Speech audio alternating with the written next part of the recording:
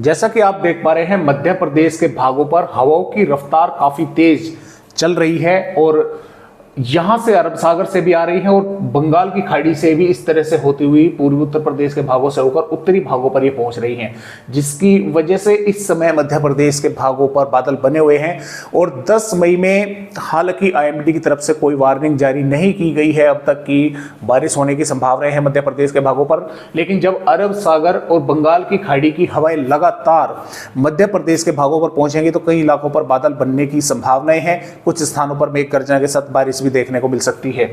इसके साथ साथ बंगाल की खाड़ी पर दोस्तों एक डिप्रेशन भी बनने की संभावनाएं हैं। 11-12 मई के आसपास ये डिप्रेशन बनता हुआ इस तरह से ऊपर आएगा और लगभग आंध्र प्रदेश के दक्षिणी भागों पर होकर फिर नीचे की तरफ पहुंच जाएगा।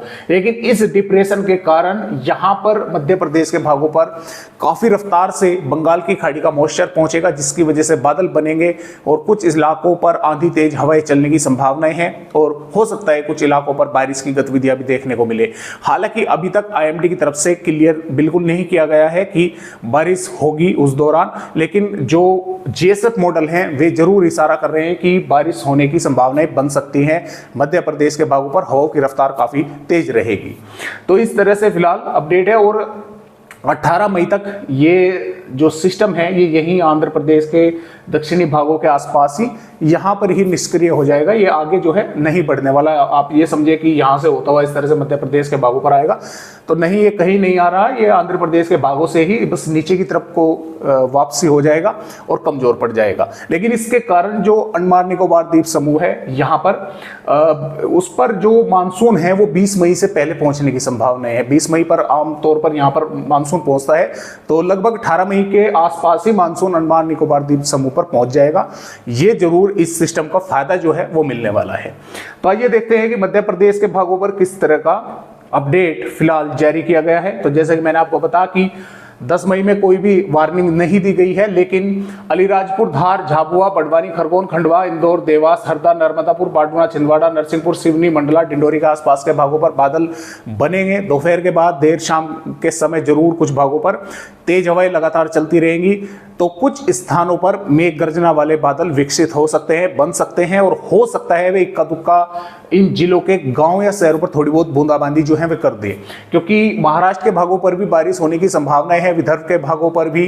तो कुछ बादल इन भागों पर भी बनेंगे क्योंकि हवाएं तो यहां पर भी पहुंच रही हैं, चाहे बंगाल की खाड़ी की हो चाहे अरब सागर की हो, नमी लेकर भी इन भागों पर भी पहुंच रही हैं। तो कुछ ना कुछ स्थानों पर बादल बन सकते हैं और इक्का दुक्का भागों पर मेघ गर्जना के साथ बूंदाबांदी वे कर सकते हैं। इस तरह की संभावनाएं हैं। 11 मई में भी आईएमडी की तरफ से कोई क्लियर नहीं है कि बारिश होगी, लेकिन बादल लगातार मध्य प्रदेश के भागों पर बनेंगे दोपहर के बाद देर शाम, और कुछ भागों पर थोड़ी बहुत, इन खास तौर से दक्षिणी भागों पर ही। उत्तरी भागों पर संभावना कम है, दक्षिणी भागों पर अधिक है। यहाँ पर कुछ भागों पर थोड़ी बहुत बूंदाबांदी जो है वे कर सकते हैं। इसी तरह से 12 मई में भी संभावनाएं हैं। और आगे की अगर दोस्तों हम यहाँ पर बात करें तो ये देखें, ये 12 मई की हो गई।